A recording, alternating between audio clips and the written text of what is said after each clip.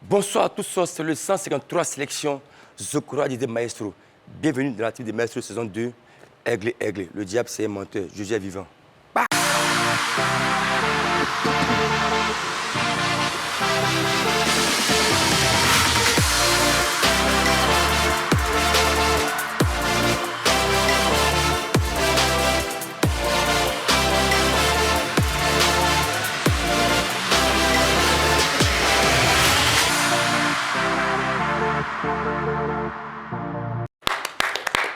Rebroussons encore tout sur le 153 sélection, la team des Maestro saison 2. Il est présent à mes côtés, M. Henri Joël Bois. Nana. Bonsoir Maestro, bonsoir à toutes et à tous et merci encore une fois d'être là pour suivre ce programme où on va mélanger beaucoup d'informations, beaucoup de fun, beaucoup d'amusement aussi. Voilà. À sa droite, le mentaliste Magator, très bien habillé, beau costume. C'est du bleu ciel, mais du bleu... Du bleu présidentiel. Présidentiel, autant pour moi. Maga, comment vas-tu? Bien habillé? What's up? Pourquoi cette tenue-là? Ouais, c'est un lundi et bon voilà, et puis bon, je pense que c'est une couleur qui me va à merveille aussi également. Ok, merci beaucoup. Un peu de fun souvent, ça fait C'est du important, bien. voilà. Il est à mes côtés à gauche, M. Hugo Borges, le copilote de Formule 1, c'est ça on peut dire? De rallye. De rallye, ouais. C'est quoi la différence de rallye, Formule 1? On est à deux dans le rallye, donc c'est déjà plus marrant. Tu as au moins quelqu'un avec qui causer quand ça va pas. Okay. Écoutez, bonsoir à tous. Effectivement, c'est lundi. On s'est tiré un petit peu. La semaine va être merveilleuse. C'est fait exprès. Ils m'ont démontré lui et Magatin. C'est pas bon ça. Hein, Henri Joël? T'as vu ça? Bon, Henri Joël, l'invité pour moi, il est spécial. Hein, d'accord. Parce que ma première Coupe d'Afrique au Mali, c'était mon coach. Il a entraîné FC Gagnoua, MAFC, Daokro FC. Et après, il est parti au-delà des frontières, où il a entraîné le Djeliba du Mali. Et il est parti entraîner aussi le Cosmos de South Africa. Il est là. Kwadjo Georges, coach. Coach, bonne arrivée de la team Maestro. Merci d'être aujourd'hui ton invité. Ça me fait plaisir parce que 2002 jusqu'à aujourd'hui, c'est quand même un monde que nous avons traversé. Mais je suis content de te revoir. Merci coach. Et 2002 pour moi, c'était ma première coupe de Cannes au Mali. C'était pas évident, c'était un peu difficile pour nous quand on était jeunes. J'avais Junior, Kolo, Chico et avec des anciens joueurs. Je pense que toi aussi, le coach Lama, vous avez donné ce brin-là pour qu'on puisse être dans l'euphorie de cette compétition. Coach, merci beaucoup encore d'être là. Nous avons été fiers de vous. Merci coach. Et vous nous avez apporté, et la Côte d'Ivoire a vu aujourd'hui qu'on voit ce maestro parti gamin devenu aujourd'hui mature et qui présente cette émission, vraiment chapeau. Merci coach. Henri Joël, oui. Je pense que le décor est planté. Ça, c'est mon mentor, mon copilote qui me guide dans cette émission-là. Mais aujourd'hui, je suis un peu calme, donc je suis un peu... Non, ça va très bien. Vous savez, quand c'est comme un moteur, on commence tout doucement et après on fait monter un peu la cadence. Donc, le moteur, il pense qu'il est bien parce que... Oui. C'est selon que quand je parlais de moteur, j'ai lui fait un petit clin d'œil pour qu'on puisse bien se comprendre entre nous pilotes, entre nous copilotes. Parce que souvent, moi aussi, je suis pilote. Je suis pilote de vélo. Ah, bien sûr. Et puis il y a quelqu'un, mon copilote, il est derrière souvent. Mais lui, Henri Joël, il adore Magatin. À chaque fois qu'il parle, il va faire une pique à Magatin. Tu sais pas pourquoi? Non, lui, je ne l'aime pas trop. Vas-y, on y va. On est prêt? Alors oui, on est prêt parce qu'aujourd'hui, nous avons parlé de quelque chose d'assez intéressant. Notamment, nous sommes dans la période de la Coupe du Monde. Et qui dit Coupe du Monde parle forcément des demi-finales. Alors pour ces demi-finales, on aura les 4 fantastiques. Pourquoi les 4 fantastiques? Puisque avant le début de cette compétition, ce sont les 4 premiers au classement FIFA qui se retrouvent dans le dernier carré de la compétition. Assez intéressant quand même comme sujet ici. C'est vrai qu'on attendait plus ou moins certaines équipes à ce niveau de la compétition, mais le classement FIFA n'a pas menti. Ce sont les 4 meilleures nations qui se retrouvent en demi-finale et on a décidé de parler de cela aujourd'hui dans notre actu du jour. Allez, jingle, éléments et discussion après.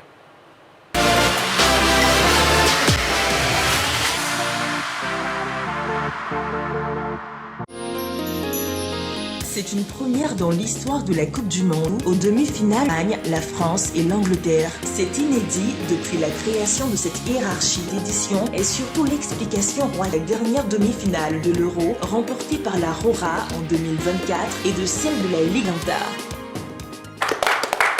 Voilà le décor, il est planté. On connaît les 4 demi-finalistes de la Coupe du Monde 2026, les 4 premiers au classement FIFA se sont donné rendez-vous à ce stade de la compétition. Alors, on aura pour le programme France-Espagne, ça sera demain sur notre antenne, sur la 3. Restez avec nous, vous allez suivre cette demi-finale. Et puis, il faut rappeler que ça sera aussi la fête nationale du côté de la France. Donc, vous voyez un peu les Français, déjà, on commence à voir sur les réseaux, ont envie de gagner cette demi-finale pour prolonger la fête nationale jusqu'au petit matin. Et puis, le mercredi, on aura Angleterre, Argentine, 2 équipes qui ne s'apprécient pas beaucoup, il faut le préciser aussi, à cause de quelques différends.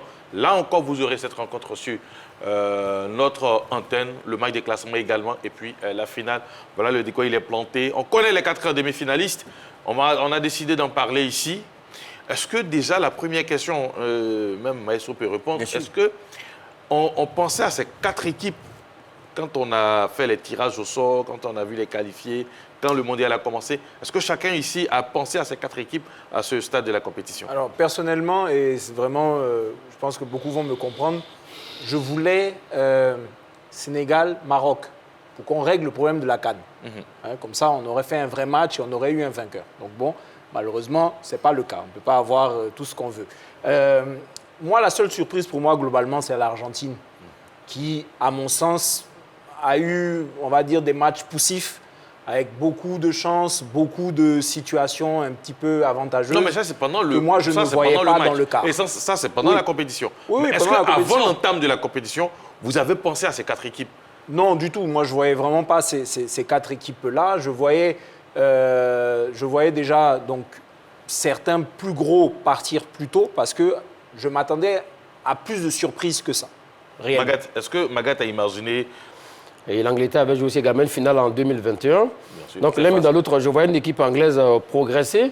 C'est vrai qu'avec Gareth Southgate, ça n'a pas beaucoup marché, n'a pas eu de chance. 2 finales et 2 finales perdues. Donc l'un mis dans l'autre, oui, l'équipe d'Angleterre montait en puissance. Donc oui, j'ai placé les Anglais dans le dernier carré. La France avec un Kylian Mbappé qui l'aide donc à avancer. Et l'Argentine, oui, je les voyais aussi également dans le carré d'as. Pourquoi? Parce que c'est les tenants du titre. Et puis bon, normalement, la France l'a démontré aussi également, étant tenant du titre en 2018, était finaliste l'édition suivante. Bien sûr. Maintenant, bon, la petite surprise, c'est l'Espagne, que c'est vrai, qui a remporté l'Euro en 2024, mais qui a trouvé moins forte. Voilà, cette dernière également, comme on l'a dit, les 4 fantastiques, ça nous offre des demi-finales de feu explosives.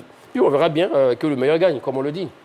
Alors, coach, est-ce que vous y avez pensé? Vous avez pensé à ces 4 équipes? Non, moi, je ne peux pas vous dire ce soir-là que j'ai pensé à ces 4 équipes, mais j'ai pensé quand même à l'Argentine. Quand même, 3 Coupes du Monde, ce n'est pas rien.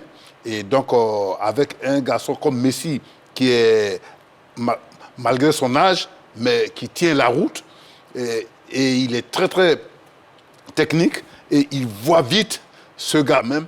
Kylian, c'est un monsieur qui adore les Coupes du Monde. Quand il est en Coupe du Monde, il se sent plus rajeuni, il est heureux, il s'exprime très bien, et puis il avance sans problème. Il est content d'être en Coupe du Monde. Et aujourd'hui, il a des garçons comme Olysée, Ousmane Dembélé, il a Rabiot, Tchouaméni, il a tous ces garçons-là autour de lui, il est dans son jardin.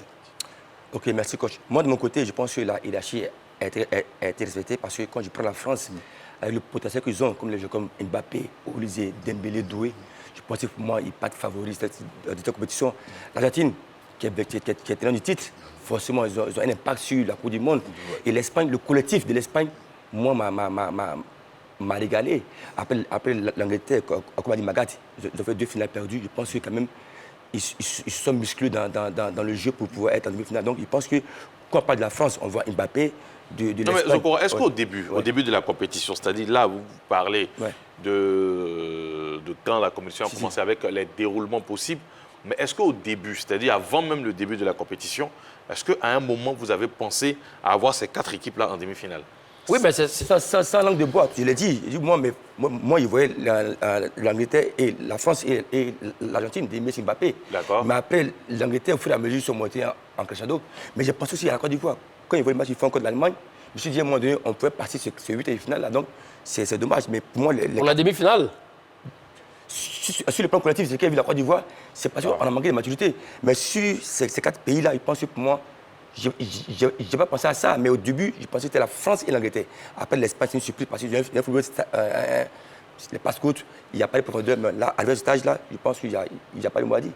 Alors, une petite précision, c'est qu'avant la compétition, Opta, qui est une structure qui est dans les statistiques, dans les pronostics, voilà, avait dit ceci, au niveau des pourcentages, l'Espagne en premier, la France en deuxième, l'Angleterre en troisième et l'Argentine en quatrième. Mais bingo, ça c'était les prédictions d'Opta en début de compétition. En tout début, vous pouvez aller même chercher, vous allez voir cette publication. C'était en début de compétition, ça a été publié un 2 juin. Alors, pour moi, ce n'est pas étonnant qu'on arrive dès le début à donner cette stat-là et qu'elle puisse se produire. Mais on est tous d'accord que de ces 4 équipes-là, 3 sont constituées en équipe. Je reste sur ma position par rapport à l'Argentine. Moi, c'est ma surprise. Le fait qu'ils aient gagné le mondial il y a 4 ans, si c'était un schéma répétitif, alors chaque 4 ans, les mêmes équipes gagneraient à chaque fois. Donc, ce n'est pas la question. Pour moi, c'est vraiment la constitution d'une équipe avec un équilibre d'homogénéité et de compétences. Donc pour vous, l'Argentine n'est pas équilibrée. À mon sens, c'est une équipe par rapport aux 3 autres qui est plus déséquilibrée dans l'ensemble de ces joueurs. Alors, coach, Oui. voilà, vous qui arrivez à quand même à mettre des systèmes en place, il faut rappeler que coach a pris une équipe en Détroit et qu'il a réussi plutôt à envoyer en Ligue 2. Ça sera la saison prochaine l'équipe de Sigi Lolo. Voilà, vous qui aimez très bien les systèmes de jeu, quand vous regardez ces 4 équipes dans leur manière de jouer, si vous devez les décrire de façon succincte, ça sera quoi? On va commencer avec l'équipe d'Espagne. Quand tu prends l'équipe d'Espagne, c'est une certaine homogénéité, c'est un certain collectif. Et vous avez des gens sur les côtés qui vont vite. Et quand vous avez Et puis les transitions aussi sont bien faites et rapides. Donc quand vous avez une équipe comme l'équipe d'Espagne, et techniquement, ils sont doués individuellement. C'est difficile de pouvoir battre une telle équipe sans souffrir. Parce qu'à tout moment, vous serez déséquilibré. Parce que techniquement, tactiquement, et puis il y a un statistique. Moi, j'adore cette équipe. La France. La France, alors, c'est une certaine maturité. Quand vous les voyez jouer aujourd'hui, vous savez que la France a changé. À l'époque, Didier Deschamps, il aimait avoir une équipe solide, aller en contre. Mais cette fois-ci, l'équipe de France joue. Non seulement elle joue, mais elle a l'attaquant vedette, qui est Kylian. Sans compter qu'on a... On a le ballon d'or aussi à côté. On a le ballon d'or, Ousmane. Et on a notre fils, Doué, sur le côté. Il est français. Il est ivoirien. Il est ivoirien. On a tout fait pour mettre un Ivoirien. Il est ivoirien. Nous aussi, on va en finale. On ira en finale. Il nous reste 2 équipes, l'Angleterre et l'Argentine. L'Angleterre, c'est du solide. C'est une équipe collective. Mais vous avez 2 garçons, même 3 garçons, Xhaka, Bellingham et Kane devant. Mais quand vous avez une attaque comme ça, c'est sûr qu'à tout moment, vous pouvez marquer un but et Xhaka qui donne toujours de bons ballons à ses partenaires. Et vous voyez Bellingham dans un milieu de terrain qui marque 6 buts à cette Coupe du Monde. Oui. C'est rare. De l'Argentine pour terminer. Mais cette équipe, c'est un peu cette équipe qui est un peu comme l'équipe de Paraguay.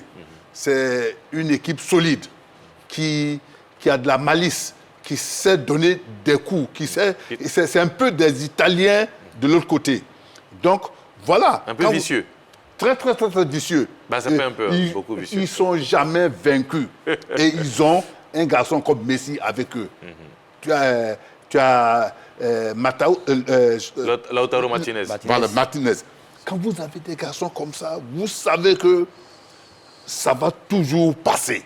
Et donc, cette équipe de l'Argentine, moi, je la crains énormément.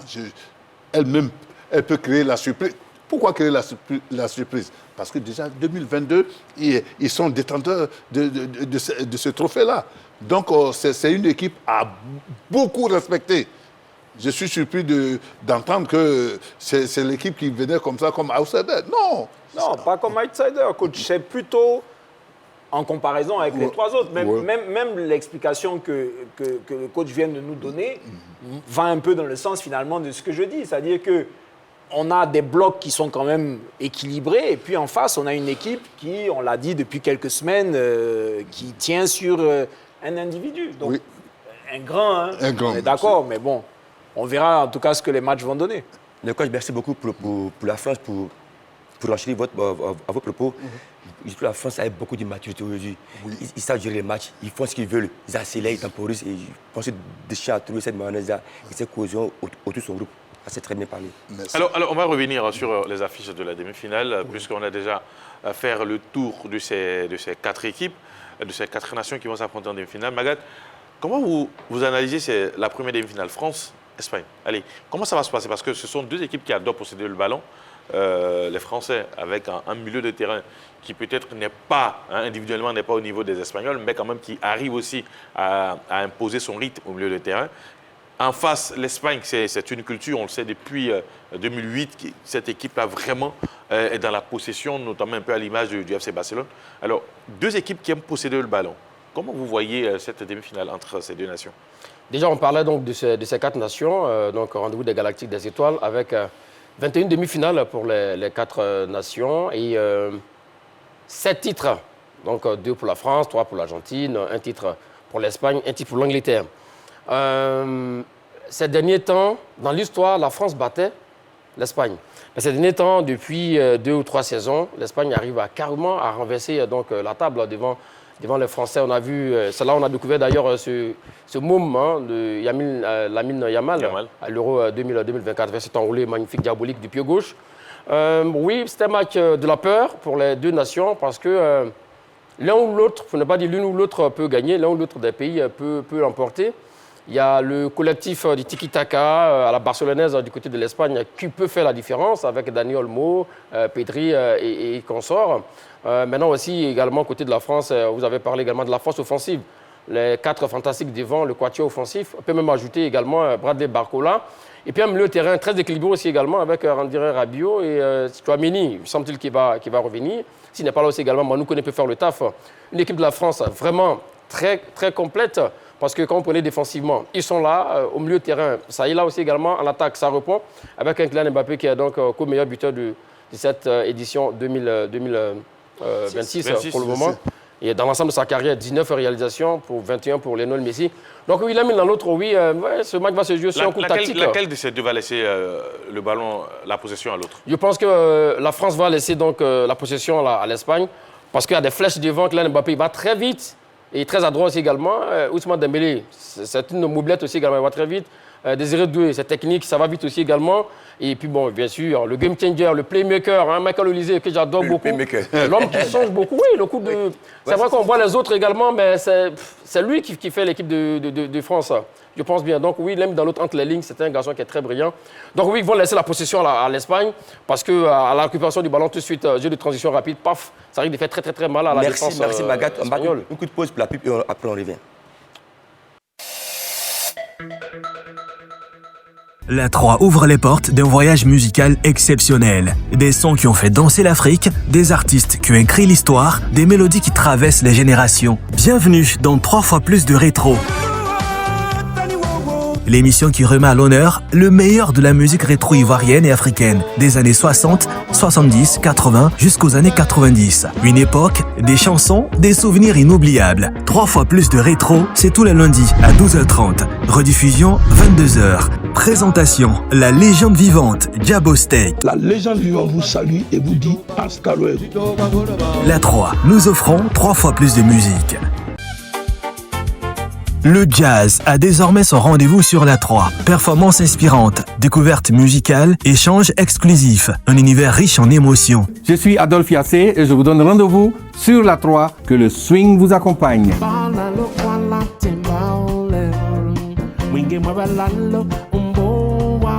3 fois plus de jazz, c'est tous les mardis à 12h30, rediffusion 22h sur la 3. Présentation Adolphe Yassé. La 3, nous offrons 3 fois plus de musique. Anthony Somagat, bien parler de la France et l'Espagne aussi, c'était bien. Oui, très belle analyse de Maguette à l'instant. On aura l'occasion quand même de revenir avec coach Kodjo Georges et Hugo Borges sur aussi leur avis sur l'autre demi-finale ou peut-être même sur la demi-finale entre la France et l'Espagne. Mais aussi, on a promené nos micros dans les rues d'Abidjan pour savoir ce que pensent les Ivoiriens sur ces 4 fantastiques qui se sont invités en demi-finale de la Coupe du Monde. On les écoute, on revient, on continue.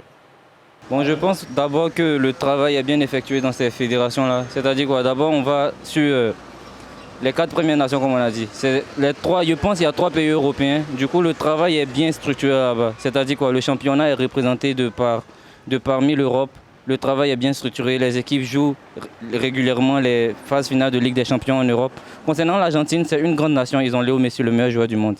Du coup, c'est un peu normal, je pense, qu'il soit à ce stade-là de la compétition. Parmi ces 4 équipes, il y a des joueurs de classe mondiale. Donc, ils ont effectivement mérité le statut des 4 favoris. Pour le moment, je pense que l'Europe est représentée, mais l'Amérique aussi est représentée par l'Argentine.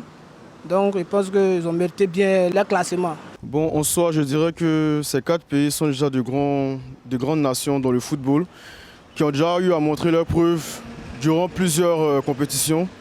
Et franchement, actuellement, on profite juste de la beauté du football qu'ils nous offrent à chaque match. Et là, ça va être 4 grandes nations qui vont s'affronter lors des demi-finales, qui vont aussi découler sur la finale. Et tout ce que je peux dire, c'est que c'est du beau football qu'ils nous proposent et en soi, c'est une place méritée qu'ils ont actuellement. Parce que si on regarde les les statistiques concernant les équipes qui en top, on voit que ces pays-là en font partie, donc moi ils le méritent amplement. Après, moi je m'attendais aussi à ce que les équipes africaines soient parmi ces équipes-là, qui soient qualifiées pour les demi-finales. Mais bon, voilà, là on se rend compte que les stades de la FIFA sont plus ou moins, assez précis. Voilà, on a Bellingham et on a Yami Yamal, tous ces grands joueurs-là. On a également Lionel Messi de l'Argentine. Donc moi je me dis, après il y a aussi Messi qui favorise son équipe.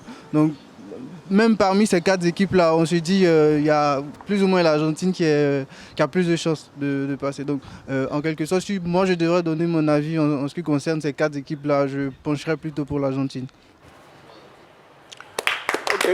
Voilà l'avis du public sportif sur le sujet, sur les 4 demi-finalistes qui vont s'affronter à partir de demain sur nos antennes. On aura France, Espagne et surtout Argentine, Angleterre pour connaître les 2 équipes qui vont pouvoir avoir les tickets qualificatifs pour la finale de la Coupe du Monde édition 2026. On l'a dit, ça sera le fil rouge, la question fil rouge de notre émission aujourd'hui. On n'a pas terminé d'en parler. On va mettre un petit break, le temps de parler de Gboroli de Katié.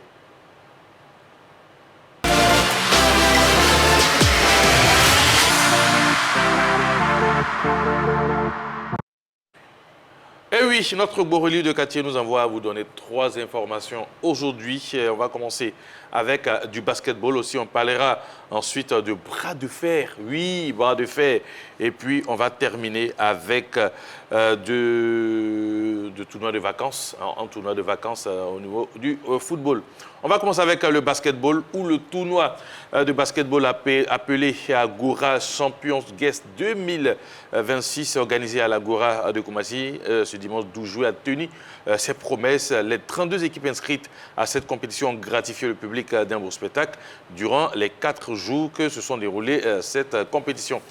Dans un format de 10 minutes par match, la première équipe à atteindre 21 points remporte la manche. La finale a été remportée par l'équipe Yapa Fort Dedans, dont le joueur Malik Souaré a été désigné MVP de la compétition. Didier Bokobri de la formation Bassam M Basket a été le grand vainqueur du concours de tir à 2 points. Donald Boli, chef de projet de ce tournoi, et Moussa Kone se sont exprimés au micro de Kema Patrick Dijago. On va les écouter et puis on passe à l'information suivante. Alors pour cette première édition, nous sommes entièrement satisfaits. Voilà, il faut dire que c'est le premier Light Quest FIBA, voilà, en ce qui concerne l'organisation de compétition 3x3 en Côte d'Ivoire.